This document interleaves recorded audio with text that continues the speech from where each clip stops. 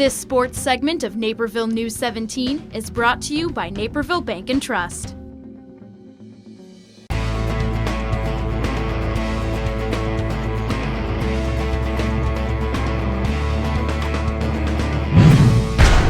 It happens to be that time of year where, win or lose, the season is over. For two of our area teams, a long postseason run delayed the inevitable, but while they may have lost, it doesn't diminish the impressive seasons that were. We start with Naperville North Soccer, our last remaining football club, taking on Glenbard East with a trip to state on the line. Lady Rams and Huskies the matchup. North has yet to be scored upon in the playoffs, but that changes as Dana Plotke buries one with the header. Glenbard East tacks on another late. Naperville North attempts to come back but falls short. Lady Rams charge on, 2-0 the final. From soccer to the lacrosse field, Naperville Central, the last men standing. A clash of top 5 teams in the state. The Knights of Grayslake North, the opponent for the Redhawks. Knights up 2 late in the third quarter. Jack Graff brings them back to within 1, 8-7.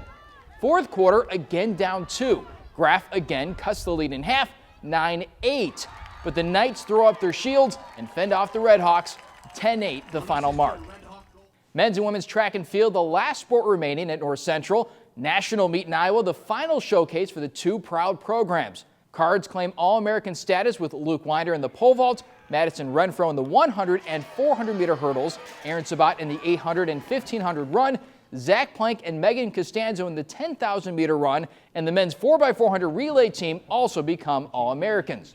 Winder even being honored as the D3 National Field Athlete of the Year, so congrats to all the All-Americans. Finally, we turn our attention to the Aurora Memorial Day Parade, where Metea Valley football players came together to walk for a cause, just not in their normal shoes. Joe Olmo has more. They come in slippers, sandals, heels, and even these. But each member of the Metea Valley football team arrives at the Aurora Memorial Day Parade ready to take a stand against sexual and domestic violence, as they have for years in support of the Walk a Mile in Her Shoes campaign. Walking a mile in heels, it's not easy, but you know, we just feel like it's good to give back to the community any way we can, and this just happens to be a kind of fun way to do it.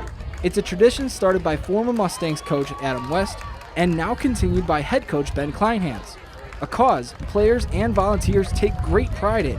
I feel like it really does something to the community because everybody gets to see who's standing up for the community, and everybody's just like, we got people to talk to if something's going on. A lot of the kids who are marching with us, the football teams, and we've seen different football, high school football teams each year, don't know anything about domestic violence because it hasn't touched their lives. This is the third year Howard Katz is walking with the YMCA of Aurora and Mutual Ground Organization to support the international mission, which began in 2001. Women's rights are human rights, and every person, male or female, should be secure in their ability to live a life without having to worry about violence. A sentiment both Johnny Jones and Charles Anderson gets behind. Just athletes in general, not even necessarily just football players. We have a platform, and how you use it's up to you. And you think about the pros and college athletes, there's a lot of issues with domestic violence, so we just want to do what we can to prevent that. We're just showing that all males are not that bad, and we can just stand together and get rid of something that shouldn't be happening at all.